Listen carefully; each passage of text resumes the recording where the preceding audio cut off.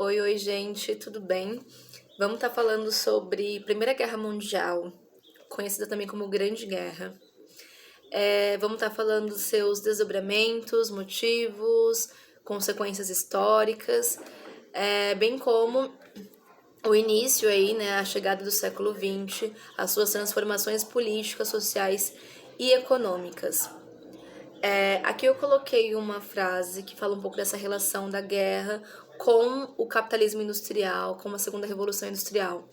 A guerra mostrou a horrível fase oculta do desenvolvimento tecnológico trazido pelo capitalismo, com toda a ciência e a técnica sendo agora empregadas na destruição e na mortalidade em escala industrial.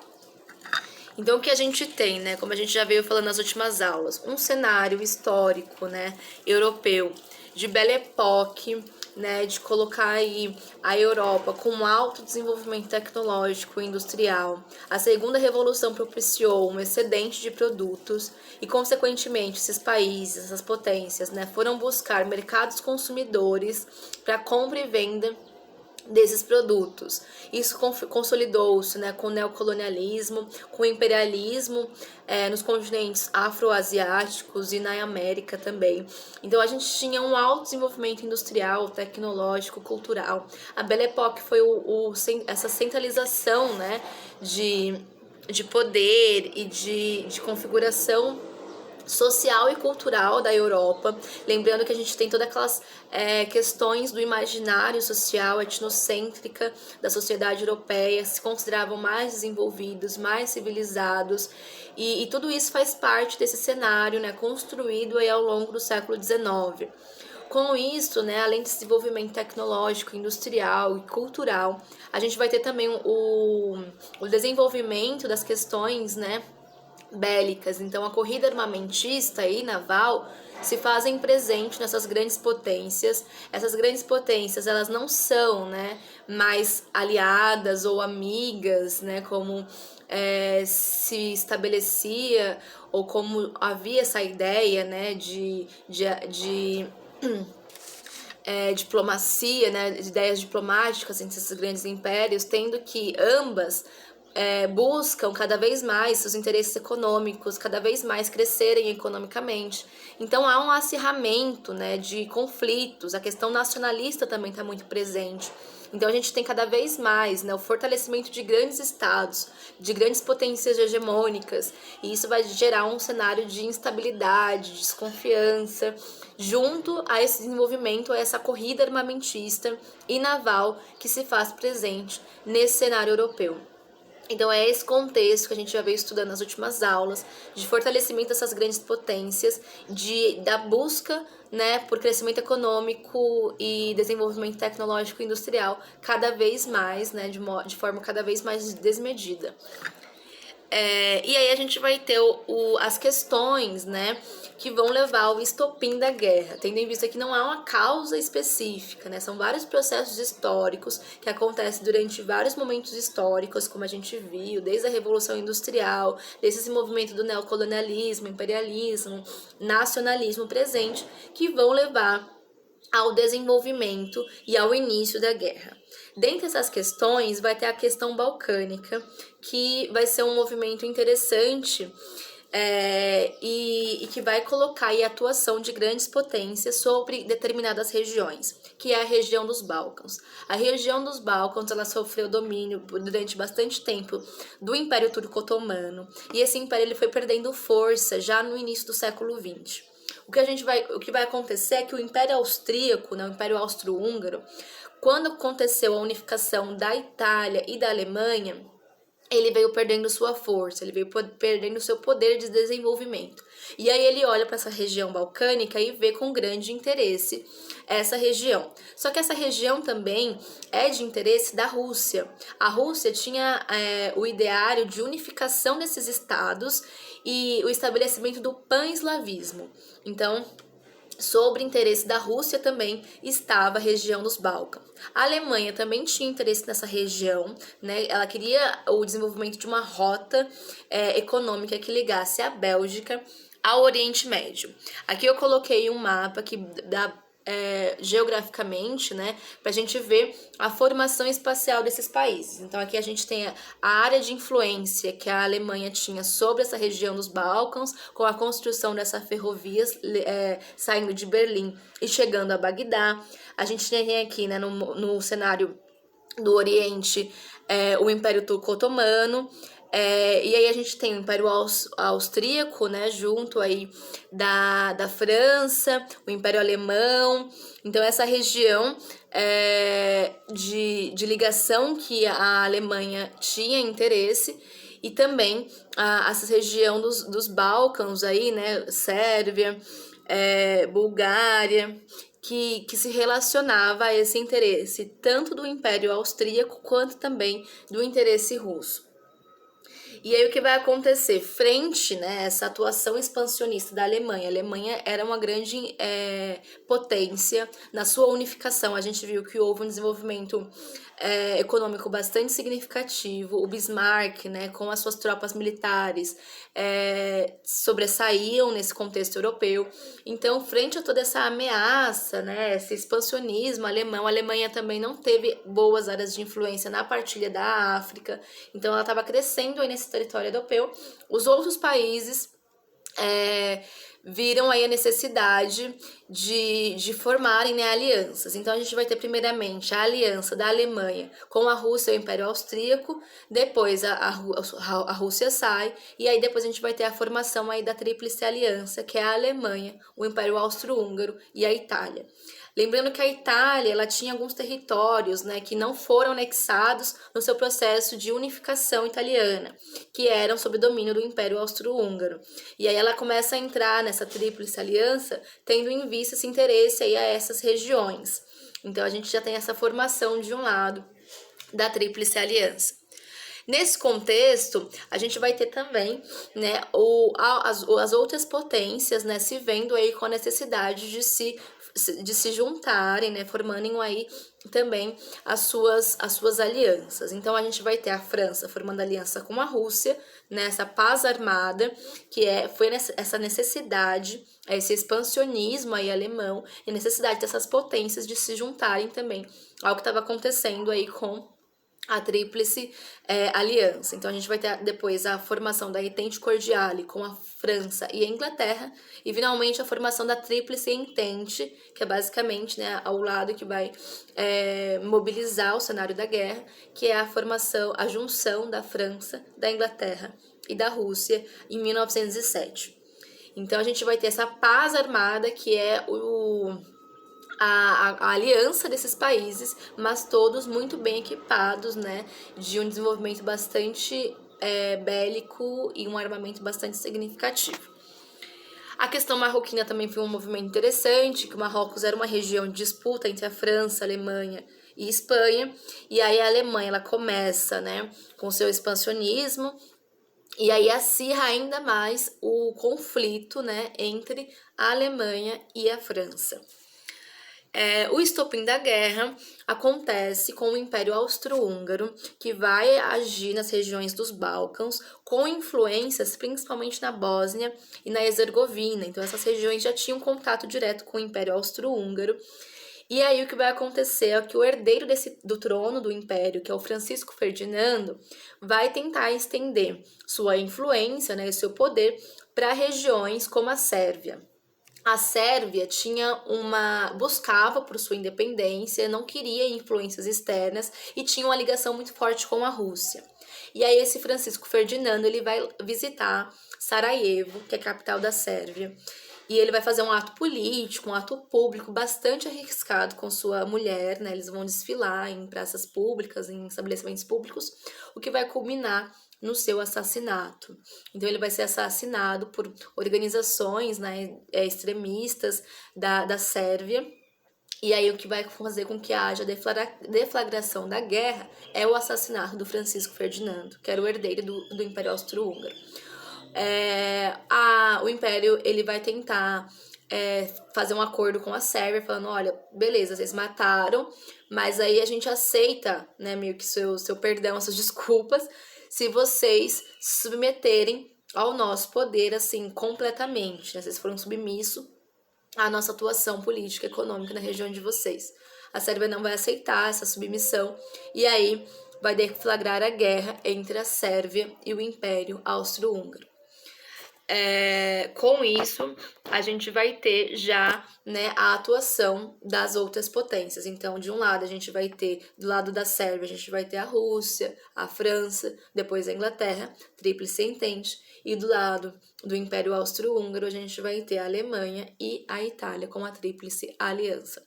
A Alemanha já vinha desenvolvendo planos de ataque, né, de guerras, e entre esses planos foi o plano Stiflen, que é basicamente o ataque à França passando pela Bélgica. Então esse plano já vinha desenvolvendo, né, já aí alguns anos antes de ataque de guerra, né, desenvolvidos pela Alemanha.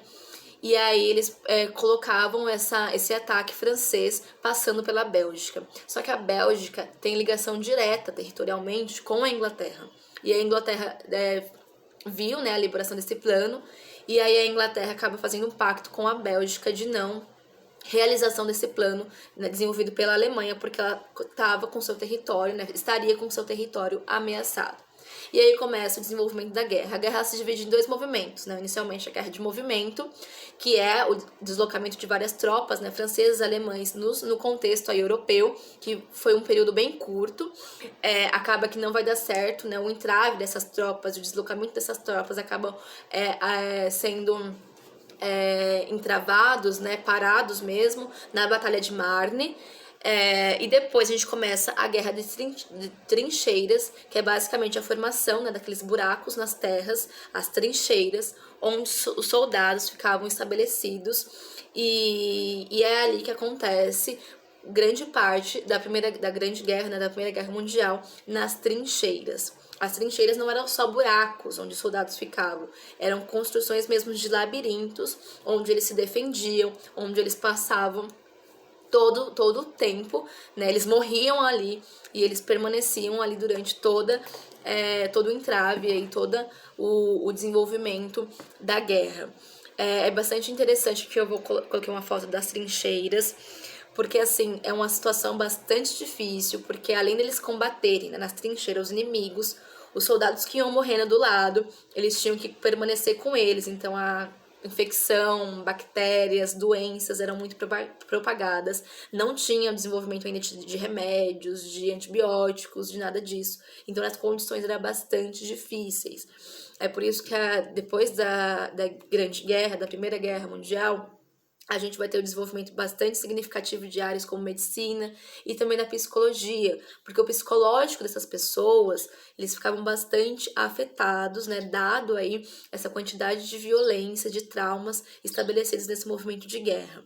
As trincheiras foram bastante eficientes, né, nesse movimento aí, nesse contexto e desenvolvimento da guerra, mas também o impacto de tudo isso foi bastante desastroso. Aqui eu coloquei uma charge, gente, que mostra um representante alemão distribuindo os brinquedos de Natal às criancinhas da Europa, e os brinquedos são as armas aí da guerra, porque quando começa a guerra, a ideia que eles tinham, né, os soldados e até as grandes potências, é que a guerra iria durar no máximo até dezembro. Só que a guerra dura mais 3 anos, a guerra durou um total de 4 anos, e isso, né, foi perdurando, foi, né, passando o tempo, e eles acabaram ficando sem controle, mas a ideia inicial era que no ano que começa a guerra, até dezembro, os soldados estariam passando seus natais, né, com a família. Então aí tem uma representação do Natal, e até uma ironia meio triste, né, com toda essa situação, que a guerra acaba durando mais anos do que eles esperavam que fosse durar. Em 1915, a Itália ela muda de lado, passa pelo lado da Tríplice Entente, e aí, em 1917, foi um ano bastante decisivo, porque inicialmente, no começo do ano de 1917, a Rússia sai da guerra, sai da Tríplice Entente, porque no seu cenário interno começa o processo de revolução socialista, revolução russa. Então, a Rússia acaba saindo da guerra. E aí a Tríplice Entente acaba tendo seu estabelecimento, né, de possíveis enfraquecimentos, né? Então começa a ter um enfraquecimento bastante significativo do lado da Tríplice Entente. E quem financiava basicamente a Tríplice Entente eram os Estados Unidos. Os Estados Unidos, no começo da guerra, ele não participa diretamente, mas ele acaba financiando, exportando produtos, exportando várias coisas para a Tríplice Entente, para a França e para a Inglaterra. E aí, como os Estados Unidos estavam financiando a Tríplice Entente e a Tríplice Entente começa a perder em 1917, ele vê a necessidade de entrar na guerra, porque ele sabia que se esses países, essas potências perdessem, a dívida, né, não ia ser paga aos Estados Unidos. Então, os Estados Unidos entram no final de 1917 na guerra e eles conseguem vencer a guerra. A entrada dos Estados Unidos foi decisiva, tanto para que a Tríplice Entente, né, tanto que praticamente os Estados Unidos vencem a guerra, quanto para que ao final da guerra, né, da Primeira Guerra Mundial, os Estados Unidos saiam como a maior potência mundial. Aqui eu coloquei uma charge que mostra, né, o chamamento dos Estados Unidos para a guerra, basicamente América, acorde, né, civilização. As crianças, as mulheres, os homens precisam de você, né, precisam da sua participação para a guerra. E aí a gente vai ter os resultados aí da guerra, né? Acaba que a Tríplice Entente acaba vencendo, né, a partir da entrada dos Estados Unidos em 1917, e dia 11 de novembro de 1918 é assinado o armistício, né, colocando aí, dando final à Primeira Guerra Mundial. Como resultado de tudo isso, a gente tem mais de 12 milhões de mortos. Como a guerra aconteceu no território europeu, era o território mais devastado, né, aí nesse contexto. E como resultado, né, por outro lado, olhando por um lado mais próspero da guerra, a gente vai ter um desenvolvimento muito significativo da ciência, da medicina, como eu havia dito, da psicologia, da tecnologia bélica. A guerra, ela começa com tecnologias muito assim, básicas, e ao final da guerra as tecnologias, né, de armamento, de destruição mesmo, são bastante altas. Então eles têm vários desenvolvimentos tecnológicos de guerra mesmo. E também o avanço da participação feminina, né? Nesse momento que a gente tem meio que a generalização da participação política das mulheres no contexto de mercado de trabalho, no contexto político, no contexto social, porque a gente tem, né, com o cenário de guerra, a saída de homens, né, das famílias tradicionais e a participação das mulheres em vários aspectos da vida social. E aí isso tem um avanço muito grande com o movimento aí sufragista, né, em vários contextos aí europeus e depois, posteriormente, no Brasil também. E aí começam os tratados de paz, né? Estados Unidos, o presidente, né, o Wilson, ele formulou o primeiro tratado de paz, que é basicamente os 14 pontos de Wilson, que a ideia inicialmente era colocar aí uma paz sem vencidos e vencedores. Então ele estabelecia aí que não há, né, com o final da guerra, não era necessário que houvesse o desenvolvimento, né, o estabelecimento de um vencedor, praticamente, né, tentando estabelecer uma paz aí entre as potências. Os estados europeus, né, principalmente a Tríplice Entente, França, Inglaterra, não vão aceitar isso.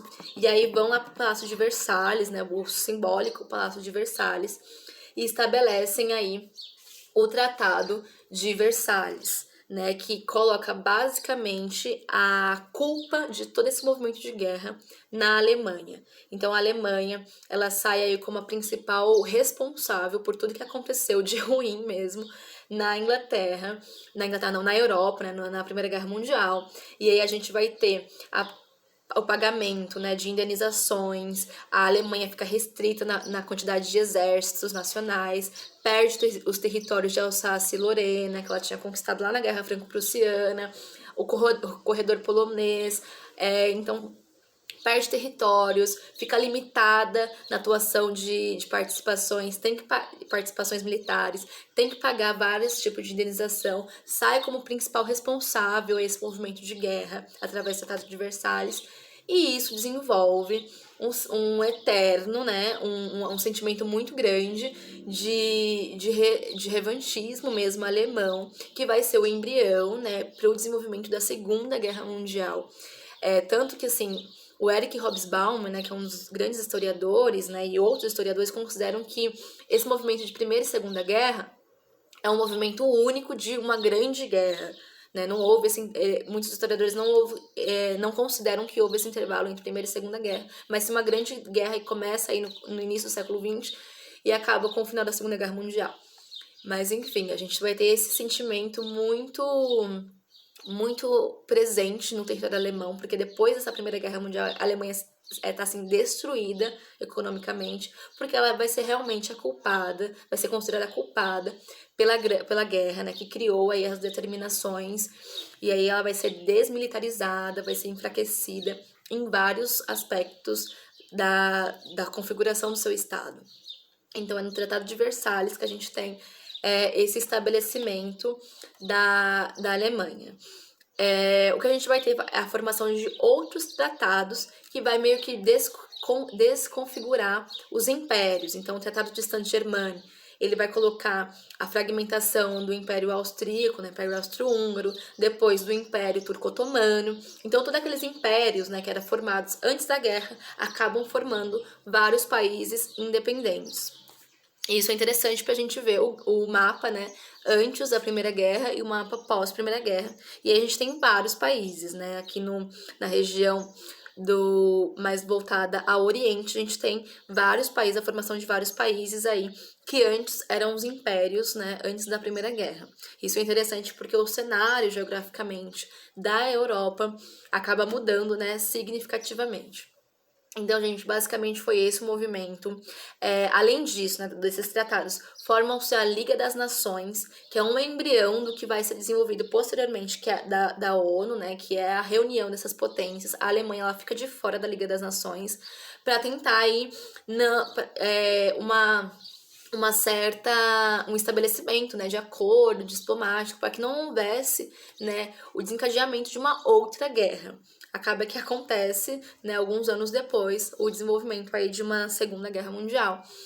Mas a gente tem toda essa formação de tratados, o principal deles foi o Tratado de Versalhes, e essa Liga das Nações, né, com essas grandes potências, para que haja aí um estabelecimento de acordos e a não ocorrência de uma futura, né, guerra, de uma possível guerra posteriormente.